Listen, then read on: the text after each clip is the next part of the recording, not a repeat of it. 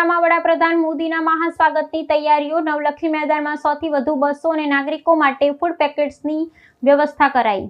વડાપ્રધાન નરેન્દ્ર મોદીના આગમનને પગલે આજરોજ વડોદરા શહેરમાં વહીવટી તંત્ર દ્વારા વ્યાપક અને ભવ્ય તૈયારીઓનો ધમધમાટ જોવા મળી રહ્યો છે। સરદાર ધામના બહુપ્રતીક્ષિત લોકાર્પણ અને વિશાળ જનસભાને અનુલક્ષીને નવલખી મેદાન ખાતે સૌથી વધુ એસટી બસોનો કાફલો તૈનાત કરવામાં આવ્યો છે। શહેરના પ્રત્યેક વોર્ડમાંથી નાગરિકોને સભા સ્થળ સુધી સુગમતાથી પહોંચાડવા માટે સુદૃઢ પરિવહન વ્યવસ્થા ઊભી કરવામાં આવી છે, જેથી કાર્યક્રમમાં જોડાતા લોકોને કોઈપણ પ્રકારની અગવડતાનો સામનો ન કરવો પડે। પશ્ચિમ બંગાળમાં ભારતીય જનતા પાર્ટીની ઐતિહાસિક જીત બાદ વડાપ્રધાનની આ વડોદરા મુલાકાત રાજકીય દ્રષ્ટિએ અત્યંત સૂચક અને મહત્વપૂર્ણ મનાઈ રહી છે। કાર્યક્રમના વિશેષ આકર્ષણ સમાન આજે સાંજે ગદા સર્કલથી જૂના એરપોર્ટ સુધી એક ભવ્ય રોડ શોનું આયોજન કરવામાં આવ્યું છે, જેને લઈ નગરજનોમાં અનેરો ઉત્સાહ વ્યાપેલો છે।